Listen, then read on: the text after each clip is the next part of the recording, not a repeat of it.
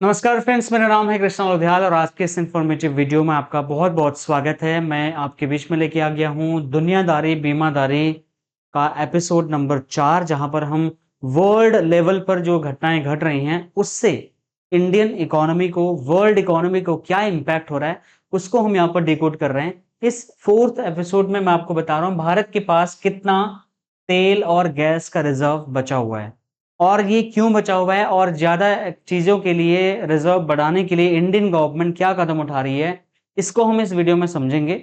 Her bar as a insurance adviser आपको ये नहीं सीखना है कि पॉलिसी कैसे बेचते हैं। कई बार आपको ये भी सीखना पड़ता है कि आपको क्या पता होना चाहिए। तो आपको जो पता होना चाहिए उसी का एक हिस्सा है ये, जहां पर हम इंडियन इकोनॉमी को थोड़ा सा स्टडी करेंगे। एट द सेम टाइम इस वॉर के चलते जो अमेरिका इसराइल और ईरान के बीच में छिड़ी हुई है, इसके बारे में भी हम बात करेंगे। मैं यहाँ पर ये थंबनेल में क्यों ये क्लोज्ड वर्ड यहाँ पर लिख रहा हूँ इसको भी मैं आपको एक्सप्लेन करूंगा, तो वीडियो लास्ट तक जरूर देखना। बहुत ही मेहनत से मैं ये वीडियो आपके लिए लेके आ रहा हूँ माय डियर फ्रेंड्स। अगर आप ये पूरा वीडियो देखते तो आपको कॉर्पोरेट इंश्योरेंस करने में हेल्प होगी, आपकी ट्रस्ट क्लाइंट के सामने बढ़ेगा, एमडीआरटी थिंकिंग आपके अंदर डेवलप होगी और कंटेंट ब्रांडिंग के लिए पावरफुल टॉपिक आपको मिलेगा। ध्यान से देखिए, ईरान कॉन्फ्लिक्ट से इंश्योरेंस इंडस्ट्री और एविएशन इंडस्ट्री में जो इंपैक्ट हो रहा है, ईरान के ऊपर कोई फ्लाइट यहाँ पर नहीं गुजर रही है। एट द सेम टाइम सारी की सारी जो फ्लाइटें हैं वो डाइवर्ट कर दी गई हैं और हजारों लाखों फ्लाइटें बंद हो गई हैं। ठीक है, भारत के पास में जो ऑयल रिजर्व है वो बहुत ही लिमिटेड मात्रा में बचा, बिकॉज इन तीन कंट्रीज के बीच में बहुत बड़ी वॉर छिड़ी हुई है और इन्होंने ईरान के ऊपर अटैक किया हुआ है, इसराइल ने और अमेरिका ने। भारत तेल के लिए बहुत ही हद तक विदेशों पर डिपेंड करता है माय डियर फ्रेंड्स, क्योंकि इंडिया में अपने ऑयल रिजर्व्स हमारे पास में नहीं है।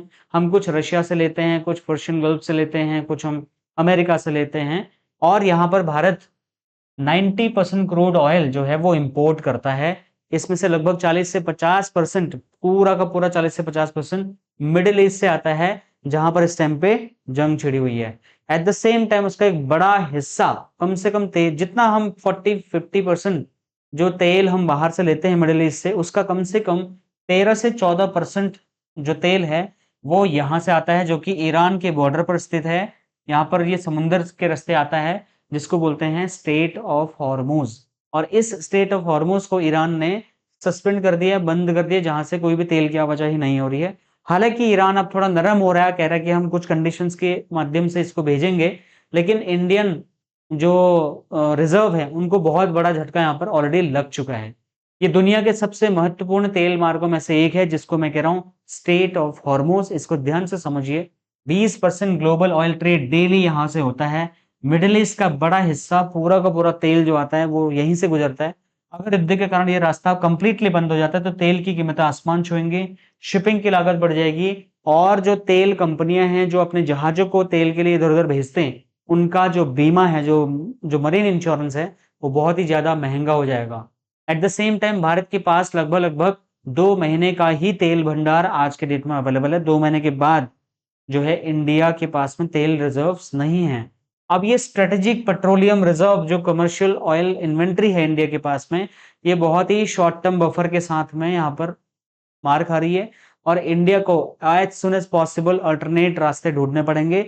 हालांकि कुछ तेल रशिया से खरीदने की बात हो रही है, अमेरिका से खरीदने की बात हो रही है, but at the same time यहाँ पर जो एलपीजी गैस है या एलएनजी गैस है उसकी मात्रा भी बहुत कम है इंडिया के पास। एलएनजी का लगभग 50% और एलपीजी का 85% स्टेट ऑफ हॉर्मुज से ही यहाँ पर इंपोर्ट होता है, तो उसमें भी बहुत बड़ा डेंट लग रहा है। ये पूरी जो पाइपलाइन है आप देख रहे हैं, यहाँ पे जहाज खड़ा है, पाइपलाइन के माध्यम से गैस आती है और हमारे टैंकरों में भर के अब यहाँ पर हमारे घरों तक आती है। इंडिया का अगर टोटल क्रूड ऑयल का अगर हम इंपोर्ट देखें तो आप यहाँ पे देख सकते हैं माय डियर फ्रेंड्स, 2021 से लेकर के 2025 तक की रिपोर्ट आपको देखने को मिल रही है और यहाँ पर ये बढ़ता ही चला जा रहा है, क्योंकि हमारे पास में इन चीजों के रिजर्व्स हैं ही नहीं, इसलिए हम विदेशों के ऊपर में डिपेंड करते हैं। और हॉर्मोज की इंपॉर्टेंस इसलिए भी ज्यादा है क्योंकि यहाँ से एक बड़ा हिस्सा इंडिया के अंदर में एंटर करता है। ये हमारे लिए ट्रेड करने के लिए बहुत ही आसान रास्ता है। अगर ये हमारे लिए बंद हो जाता है तो फिर बड़ी प्रॉब्लम में इंडिया आ जाएगा। इंडिया को बहुत ही जल्द अल्टरनेट चीजें देखनी पड़ेंगी। अगर हम क्रूड ऑयल की स्ट्रेटेजी के हिसाब से अगर हम देखें, ग्लोबल टेंशन के हिसाब से, तो इंडिया के पास में ये कुछ कंट्रीज हैं, पॉसिबल कंट्रीज, जैसे America, Canada, West Africa, Latin America, Russia. इन कंट्रीज से हम खरीद सकते हैं और गैस के हिसाब से हम यहाँ पर 40 प्लस कंट्रीज से सोर्स हमें करना पड़ सकता है, लेकिन उसमें उनको बहुत ज़्यादा पैसा हमें अलग से यहाँ पर देना पड़ेगा। और ऑयल प्राइस आप यहाँ पर देख सकते हैं ऑलरेडी यहाँ पर बढ़ चुके हैं। जब जब कुछ प्रॉब्लम हुई है, वॉर हुई है पिछले टाइम पे, तो वहां पर ऑयल प्राइस आप देख सकते हैं, प्राइस एट स्टार्ट 3 रुपए जहां पे था, वहां पर पीक 12 रुपए पहुंच गया था, और एंड में वॉर एंड होने के टाइम पर 11। तो 7 से 9% की मिनिमम बढ़त यहाँ पर देखी जा सकती है। और यहाँ पर रशिया का जो इन्वेंशन हुआ था यहाँ पर यूक्रेन के ऊपर में, 75 से लेके $130 तक यहाँ पर चले गए हैं रेट। तो कुल मिलाकर के जब भी वॉर जैसी सिचुएशन होती है तो बहुत ज्यादा प्रॉब्लम क्रिएट होती है किसी भी इकोनॉमिक कंट्री के लिए। इंडिया का जो एनर्जी एक्सपोजर है नंबर में अगर 2025 के हिसाब से बात करें तो $138 बिलियन के आसपास हम बाहर से ही चीजें मंगा रहे हैं, जिसमें क्रूड ऑयल, एलएनजी, एलपीजी, ये सारी चीजें यहाँ पर ऑलरेडी अवेलेबल हैं।